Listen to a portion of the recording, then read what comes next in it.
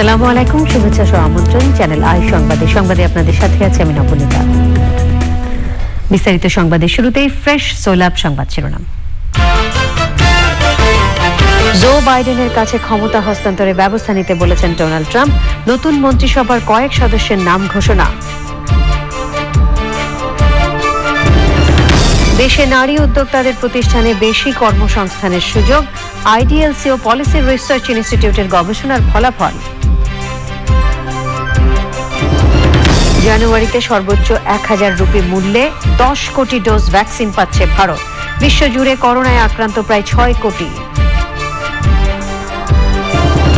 এবং মাঠে গড়িয়েছে Bangabandhu টি-20 cup cricket, প্রথম ম্যাচে বেক্সিমকো ঢাকার আমন্ত্রণে ব্যাটিংয়ে মিনিস্টার গ্রুপ রাজশাহী।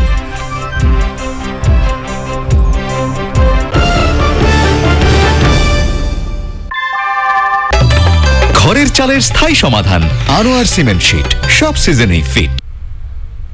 সংবাদ শিরোনামগুলো জানাচ্ছিলাম। এখনকার সংবাদ আয়োজন একই সঙ্গে চ্যানেল আই অনলাইনের লাইভ টিভি এবং চ্যানেল আই অনলাইনের ভেরিফাইড ফেসবুক পেজেও সরাসরি প্রচার হচ্ছে। যাচ্ছি পুরো সংবাদে। নবনির্বাচিত মার্কিন প্রেসিডেন্ট জো বাইডেনের কাছে ক্ষমতা হস্তান্তরে সম্মত হয়েছেন ডোনাল্ড ট্রাম্প। এক টুইটে প্রোটোকল অনুযায়ী প্রশাসনকে ব্যবস্থা নিতে বলেছেন তিনি। এদিকে নিজের মন্ত্রিসভার বেশ কয়েকজন সদস্যের নাম ঘোষণা করেছেন বাইডেন। গোয়েন্দা বিভাগের প্রধান হিসেবে প্রথমবারের মতো একজন নারীকে নিয়োগ দিচ্ছেন তিনি। আফরোজা হাসি জানাচ্ছেন। আদালতে নির্বাচনে কারচুপির অভিযোগ, পরাজয় মেনে না নেয়া সহ নানা নাটকীয়তার পর অবশেষে ক্ষমতা হস্তান্তর প্রক্রিয়া বিষয়ে সম্মত হয়েছেন মার্কিন প্রেসিডেন্ট ডোনাল্ড ট্রাম্প। এই বিষয়ে এক টুইটে তিনি প্রশাসনকে প্রোটোকল অনুযায়ী কাজ করার আহ্বান জানিয়েছেন। এর মধ্যে প্রশাসনের কাজ দ্রুত গুছিয়ে আনছেন নবনির্বাচিত প্রেসিডেন্ট জো বাইডেন। দুজন নারী সহ নতুন মন্ত্রিসভার বেশ কয়েকজন সদস্যের নাম ঘোষণা করেছেন তিনি। মার্কিন গোয়েন্দা বিভাগের পরিচালক হিসেবে সিআইএর সাবেক শীর্ষ কর্মকর্তা এভরিল হেইন্সকে মনোনীত করেছেন, আর হোমল্যান্ড সিকিউরিটির পরিচালক হিসেবে নিয়োগ দিয়েছেন কিউবার বংশোদ্ভূত আলেজান্দ্রো মায়োরকাসকে। এছাড়া পররাষ্ট্র নীতি বিষয়ক কর্মকর্তা অ্যান্টনি ব্লিংকেনকে পররাষ্ট্রমন্ত্রী ও সাবেক পররাষ্ট্রমন্ত্রী জন কেরিকে জলবায়ু বিষয়ে প্রেসিডেন্টের বিশেষ দূত এবং জাতীয় নিরাপত্তা উপদেষ্টা হিসেবে জ্যাক সুলিভানকে মনোনয়ন দেওয়া হয়েছে। লিন্ডা টমাস গ্রিনফিল্ডকে জাতিসংঘে মার্কিন রাষ্ট্রদূত হিসেবে মনোনীত করেছেন। অর্থ মন্ত্রণালয়ের দায়িত্বে একজন নারীকে নিয়োগ দেওয়ার আভাস পাওয়া যাচ্ছে। রাষ্ট্রীয় কোষাগারের সাবেক প্রধান জেনেট ইয়েলেনকে বেছে নেয়ার ইঙ্গিতও দিয়েছেন জো বাইডেন। মনোনীত সবাইকে সৃজনশীল ও সংকটাপন্ন পরিস্থিতি মোকাবেলায় অভিজ্ঞ এবং তাদের নতুন চ্যালেঞ্জ নেয়ার ক্ষমতা রয়েছে বলেই তাদের মন্ত্রিসভায় নেওয়া হয়েছে বলছেন নবনির্বাচিত প্রেসিডেন্ট জো বাইডেন। আফরোজা হাসি, চ্যানেল আই। প্রায় 10,700 কোটি টাকা ব্যয় ধরে 7টি উন্নয়ন প্রকল্প অনুমোদন দিয়েছে জাতীয় অর্থনৈতিক পরিষদের নির্বাহী কমিটি একনেক। প্রধানমন্ত্রী শেখ হাসিনার সভাপতিত্বে বৈঠকে এককভাবে সবচেয়ে বেশি বরাদ্দ পাওয়া প্রকল্প we care phase 1 Jhenaidah Jessore মহাসড়ক উন্নয়ন প্রকল্প, অর্থের পরিমাণ 4,187 কোটি টাকা। ভিডিও কনফারেন্সিং এর মাধ্যমে গণভবন থেকে বৈঠকে যুক্ত ছিলেন প্রধানমন্ত্রী। অসুস্থ থাকায় বৈঠকে ছিলেন না অর্থমন্ত্রী এবং পরিকল্পনা মন্ত্রী। এখানে সংশ্লিষ্ট অন্য মন্ত্রী এবং ঊর্ধ্বতন কর্মকর্তারা ছিলেন পরিকল্পনা মন্ত্রণালয়ের এনইসি সম্মেলন কেন্দ্রে। অনুমোদিত অন্য প্রকল্পের মধ্যে রয়েছে western economic corridor and regional enhancement programme. We care phase 1 এর আওতায় 2200 কোটি টাকা ব্যয়ে গ্রামীণ যোগাযোগ এবং বাজার অবকাঠামো উন্নয়ন প্রকল্প। উই কেয়ার প্রকল্পের অন্যতম অর্থায়নকারী সংস্থা বিশ্ব ব্যাংক।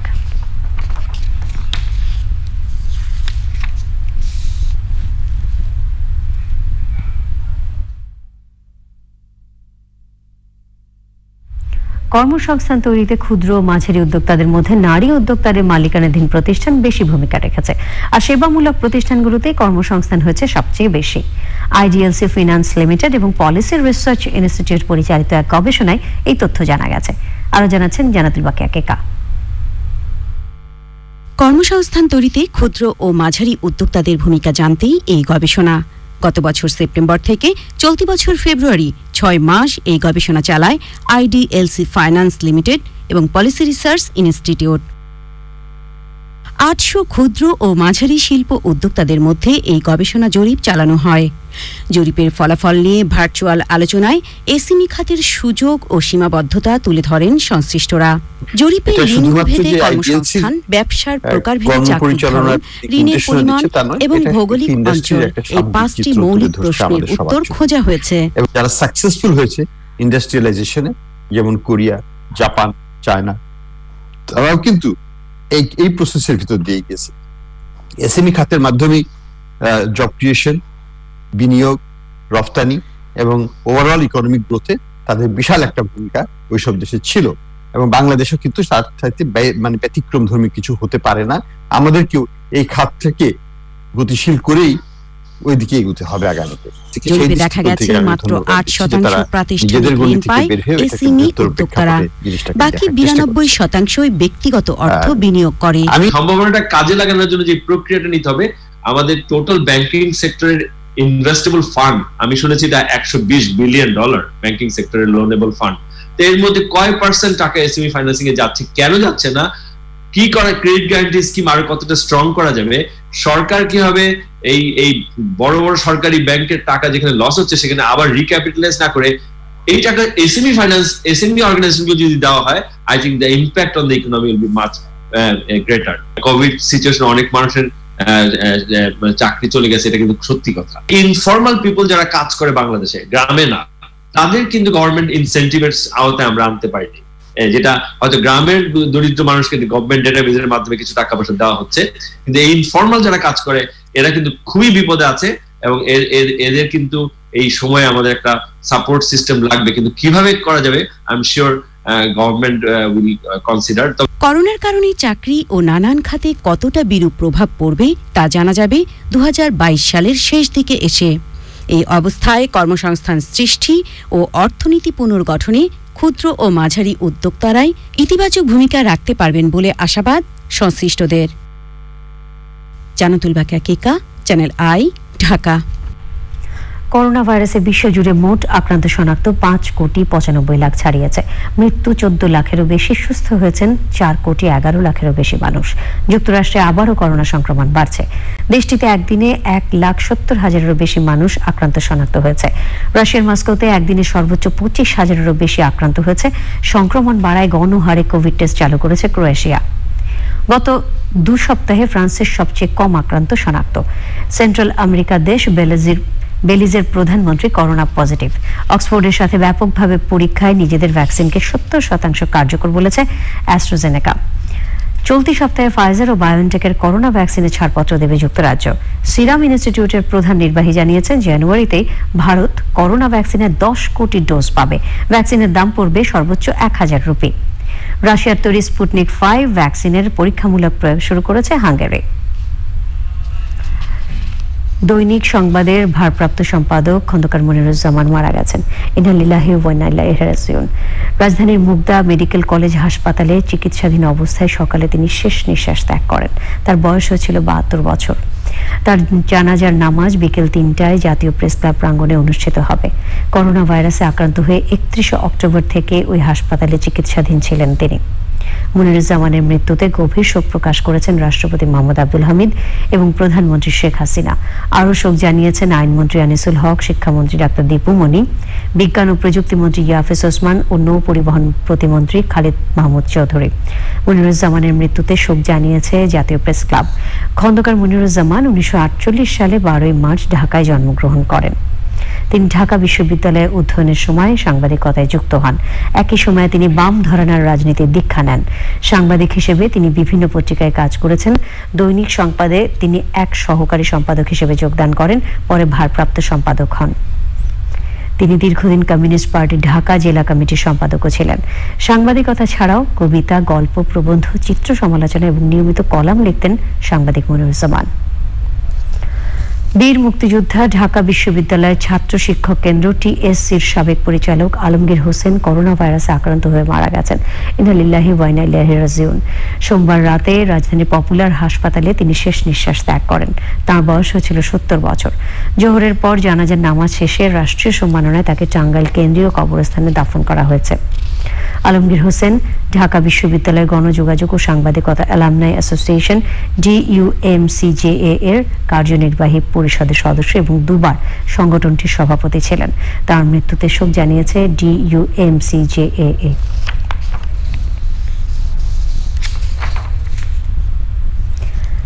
বিবিসির জরিপে বিশ্বের শীর্ষ 100 অনুপ্রেরণাদায়ী এবং প্রভাবশালী নারীর তালিকায় স্থান পেয়েছেন বাংলাদেশের 2 নারী। তারা হলেন রিনা আক্তার এবং রিমা সুলতানা রিমু। তালিকা 6 নম্বরে স্থান পাওয়া রিনা আক্তার করোনা মহামারীর সময় বেকার হয়ে পড়া যৌনকর্মীদের ঘরে খাবার পৌঁছে দিয়েছেন। তিনি ও তার সহযোগীরা প্রতি সপ্তাহে প্রায় 400 জন যৌনকর্মীকে তাদের ঘরে খাবার পৌঁছে দিয়েছেন।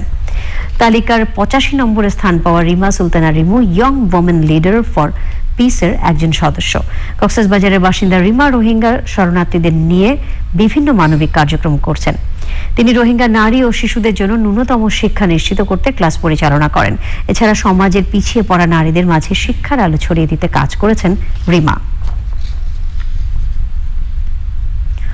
হোম অফ ক্রিকেটে শুরু হয়েছে বঙ্গবন্ধু টি-20 কাপ টুর্নামেন্ট। বেক্সিমকো ঢাকা আমন্ত্রণে ব্যাটিংয়ে মিনিস্টার গ্রুপ রাজশাহীর অধিনায়ক এবং ওপেনার নাজমুল হোসেন শান্ত এবং নাসুম আহমেদের বলে আউট হওয়ার আগে করেছেন 17 run.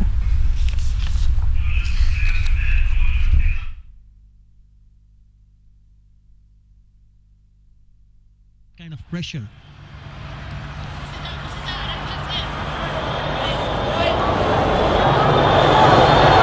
Here he is, up to the stumps. A piece of fielding. There wasn't pace to work with to try and hit it either side of him and pick up 4. But here's Mushfiqa understanding the batsmen that are out. শেষ খবর পর্যন্ত রাজশাহীর score 2 উইকেটে 64 run, 2 উইকেটে 65 run. মিরপুরের home of ক্রিকেটে চলছে বঙ্গবন্ধু টি-20 কাপের বেক্সিমকো ঢাকা ও মিনিস্টার গ্রুপ রাজশাহীর ম্যাচ। 24 ম্যাচের এই টুর্নামেন্টের আনুষ্ঠানিক উদ্বোধন করেছেন বিসিবি সভাপতি নাজমুল হাসান এমপি। সেখানে আছেন তামান্না তানজিনা, তিনি জানাচ্ছেন সবশেষ খবর। তামান্না, করোনা পরিস্থিতিতে দর্শক শূন্য গ্যালারিতে হচ্ছে এই ম্যাচ। হোম অফ ক্রিকেট চত্বরে বা স্টেডিয়ামের বাইরে দর্শকদের কতটা আগ্রহ দেখছেন? ধন্যবাদ নবনীতা। আসলে আজকে এতদিন পর মাঠে গড়িয়েছে ম্যাচ, সেখানে আমরা খুবই সাদামাটা একটা উদ্বোধন করেছেন BCB president Nazmul Hasan MP. এবং আমরা যখন গেটে ঢুকছিলাম কিছুক্ষণ আগে, তখনও দেখেছি যে হচ্ছে দর্শকদের স্টেডিয়ামের আশেপাশে আসতে দেওয়া হচ্ছে না। দু একজন যারা এসেছেন তাদেরকে হয়তো পুলিশ সরিয়ে দিচ্ছেন। আর আমরা যখন মিডিয়া কর্মীরা ঢুকছিলাম তখনও হচ্ছে আমাদেরকে খুব ভালোভাবে স্যানিটাইজ করে তারপরে ঢোকানো হচ্ছিল। মানে এক কথা বলতে গেলে সুরক্ষা ব্যবস্থা এখানে খুব বেশি ভালোভাবে নেওয়া হয়েছে। এছাড়া আজকে সব থেকে বড় যে কথাটা বলতে পারি সেটা হচ্ছে আজকে পরের ম্যাচ, যেটা হচ্ছে খুলনা এবং নবনীতা, শুনতে পাচ্ছেন? তামান্না, শুনতে পারছি। পরের ম্যাচে হচ্ছে আজকে এতদিন পরে সাকিব আল হাসান মাঠে নামছেন, বিশেষজ্ঞ অলরাউন্ডার। তিনি গত 1 বছর নিষেধাজ্ঞার পর গত 28 অক্টোবর তার নিষেধাজ্ঞা কেটে যাওয়ার পরে একটা সুযোগ এসেছিল যে শ্রীলঙ্কা সিরিজে তিনি ফিরতে পারবেন, কিন্তু সেই সিরিজটি আপাতত স্থগিত হওয়ায় সেটিতে তিনি ফিরতে পারেননি। তো মাঝখানে প্রেসিডেন্টস কাপ গেছে, সেখানেও তিনি খেলতে পারেননি। এখন এই বঙ্গবন্ধু টি-20 কাপ দিয়ে সাকিব আল হাসান ফিরছেন। এবং কিছু তথ্য যদি জানিয়ে রাখি, এই 1 বছরে বাংলাদেশের আসলে আন্তর্জাতিক 36টি ম্যাচ খেলার কথা ছিল সবগুলো ফরম্যাট মিলিয়ে, কিন্তু করোনা পরিস্থিতির কারণে বাংলাদেশ মাত্র 14টি ম্যাচ খেলতে পেরেছেন। অর্থাৎ সাকিব আল হাসান বাংলাদেশের হয়ে মাত্র 14টি ম্যাচ মিস করেছেন।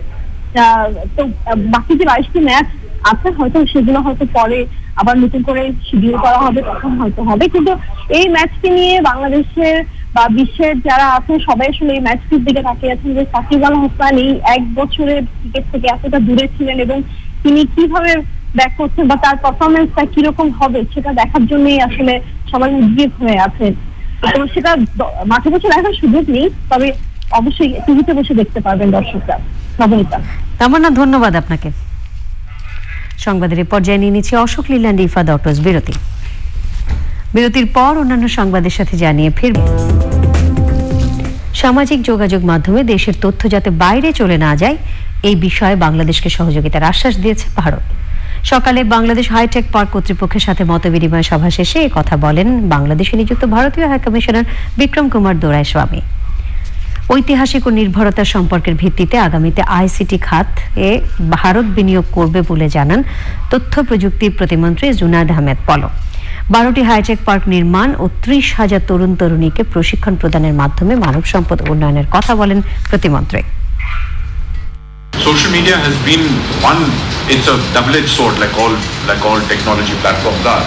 There is an opportunity for us to work together, and we look forward to discussing this in great length to see how best we can have a common intervention and a common process to improve our own native capabilities to create platforms that will appeal to our own youth and our own young people. 12টি IT park স্থাপনের সাথে সাথে বেশ কয়েকটি বিশ্ববিদ্যালয়ে আমাদের specialised lab স্থাপন হবে, যেখানে artificial intelligence, internet of things, fourth industrial রেভলিউশনে নেতৃত্ব দানকারী যে প্রযুক্তিগুলো আছে সে সম্পর্কে বাংলাদেশের ছাত্র, শিক্ষক, গবেষকরা জানতে পারবেন। বিএনপির স্থায়ী কমিটির সদস্য গয়েশ্বর চন্দ্র রায় বলেছেন, কোনো মধ্যবর্তী নির্বাচন নয়, নতুন করে জাতীয় নির্বাচন চায় বিএনপি। নয়াপল্টনের কেন্দ্রীয় কার্যালয়ে এক মিলাদ মাহফিলে তিনি অভিযোগ করেন, আওয়ামী লীগের গণতন্ত্র নেই, ক্ষমতায় থাকলেও দেশ তাদের হাতে নেই। আওয়ামী লীগ নেতাদের উদ্দেশ্যে তিনি বলেন, বিএনপি নয়, আওয়ামী লীগের লাইফ সাপোর্টে আছে। এ সময় যুগ্ম মহাসচিব মোয়াজ্জেম হোসেন আলাল, হাবিবুন নবী খান সোহেল সহ অন্যরাও বক্তব্য রাখেন। জেলা উপজেলা পর্যায়ে সরকারিভাবে ধান চাল ক্রয় কমিটিতে কৃষক সংগঠনের প্রতিনিধি অন্তর্ভুক্ত করায় প্রধানমন্ত্রী ও খাদ্যমন্ত্রীকে ধন্যবাদ জানিয়েছে কৃষক লীগ। জাতীয় শহীদ মিনার থেকে ধানমন্ডি 32 নম্বর পর্যন্ত কৃতজ্ঞতা শোভাযাত্রা করেছে সংগঠনটি। পরে বঙ্গবন্ধু শেখ মুজিবুর রহমানের প্রতিকৃতিতে শ্রদ্ধা নিবেদন করেন কৃষক লীগের নেতাকর্মীরা।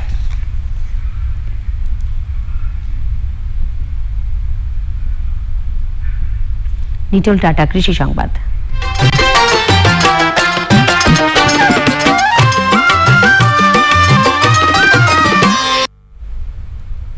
দেশের সব এলাকার মাঠে এখন শীতকালীন সবজি।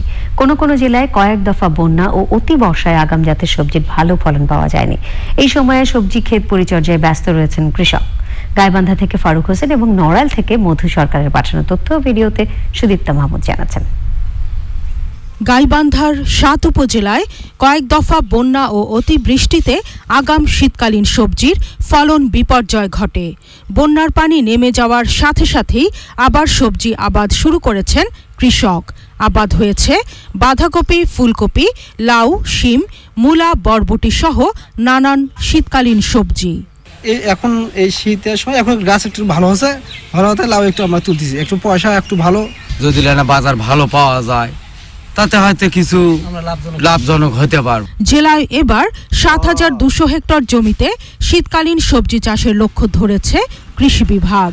চাষিরা আগাম সবজি চাষে বেশ উৎসাহ নিয়ে এগিয়ে আসে এবং আমরাও আমাদের প্রণোদনা কার্যক্রমে আওতায় ১৮৬০ জন চাষিকে আমরা 14 রকমের সবজি বীজ বিতরণ করেছি। সেই বীজ সহ চাষিরা তাদের নিজস্ব প্রচেষ্টায় ব্যাপকভাবে সবজি চাষ করতেছে। নড়াইলে দ্রুত আগাম সবজি বাজারে পাঠানোর কাজে ব্যস্ত রয়েছেন কৃষক। ওই একই জমিতে আবারও আবাদ হবে নাবি জাতের সবজি।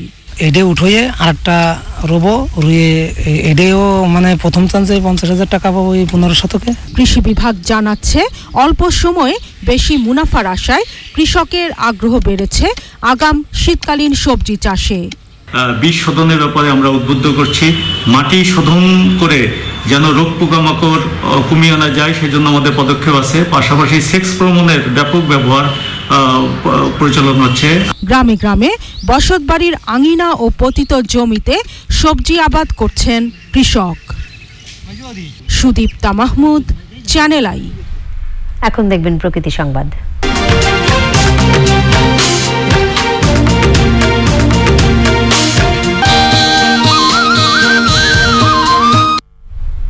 পদ্মার ভাঙন ঠেকাতে শরীয়তপুরের নাওডোবা থেকে উত্তর তারাবুনিয়া পর্যন্ত 40 কিলোমিটার এলাকায় স্থায়ী বাঁধ নির্মাণের পরিকল্পনা করছে পানি উন্নয়ন বোর্ড। তবে জাজিয়া থেকে নড়িয়া পর্যন্ত প্রায় 27 কিলোমিটারের মধ্যে ঝুঁকিপূর্ণ প্রায় 14.5 কিলোমিটার এলাকায় জরুরি ভিত্তিতে স্থায়ী বাঁধ চায় এলাকাবাসী। শরীয়তপুর থেকে এস.এম. মুজিবুর রহমান জানাচ্ছেন। দশকের পর দশক ধরে শরীয়তপুরের নাওডোবা থেকে উত্তর তারাবুনিয়া পর্যন্ত পদ্মার ভাঙনে বসতভিটা, ফসলি জমি হারিয়ে নিঃস্ব লাখো পরিবার। ঘটেছে পরিবেশ বিপর্যয়। এই 40 কিলোমিটারের মধ্যে অধিক ভাঙন কবলিত প্রায় 14.5 কিলোমিটার সহ মোট অরক্ষিত এলাকা 27 কিলোমিটারের বেশি। আমি 90 বছর ধরে এই নদী ভাঙা দেখতে আসি, আর আমরা এই বেড়ি বাঁধ দিলে আমার এই ভাঙনটা থামে যাবো গা। পানি ধরে আবার ভাঙছে, কালকে রাত্রেও ভাঙছে। যদি ওই বান্ধের লাগে বা এই যে নদী শাসন যা করছে এই বান্ধের লাগে ওই বান্ধ মিলাই দিত, তাহলে মনে হয় এত ক্ষতিগ্রস্ত হইতো না। যদি নদী আমার এরকম একটা বেড়ি বাঁধ হচ্ছে আমাকে এই জায়গায় হইতো, আশা করতাম আল্লাহ আমাকে এখানে রাখবো। পদ্মা সেতু জিরো পয়েন্টনে যদি আমাকে এই জায়গাটা যদি পালাসর পর্যন্ত বান্ধিত, তাহলে আমাকে এই জায়গাটা ভাঙতো না। আজ তো 10টা ভাঙা দিছি, বেড়ি বান্ধা দিয়ে দেন আমাকে জায়গাটা যেন না ভাঙে। এবারের বর্ষায়ও নড়িয়া জাজিরার মাঝে 14.5 কিলোমিটার এলাকায় ভাঙনে সর্বস্ব হারিয়েছে 5 শতাধিক পরিবার। যদি একেবারে 0 পয়েন্ট থেকে সুরেশ্বর দরবার শরীফ পর্যন্ত পুরো অংশে যদি নদীটির সংরক্ষণ কাজের আমরা আওতায় নিয়ে আসতে পারি, আমরা নদী ভাঙন থেকে শরীয়তপুরবাসীকে রক্ষা করতে সমর্থ। শরীয়তপুরে পদ্মার ডান পাড়ের পুরো এলাকায় স্থায়ী বাঁধের আওতায় আনার কথা জানিয়েছেন পানি সম্পদ উপমন্ত্রী। এদিকে পদ্মা সেতু, ওদিকে চাঁদপুর একদম উত্তর তারাবনিয়া পর্যন্ত সমগ্র এই পদ্মা নদীতে আমরা এটাকে নদী ভাঙনের ঝুঁকিমুক্ত করার জন্য স্থায়ী প্রকল্প পর্যালোচনাভাবে নেব। 2018 সালে 9.3 কিলোমিটার পদ্মার ডান তীর রক্ষাবাদের কাজ শুরু হয়ে শেষ হওয়ার কথা রয়েছে 2021 সালের জুন মাসে। শরীয়তপুর থেকে SM. Mujibur Rahman, channel I. E valley খেলার খবর।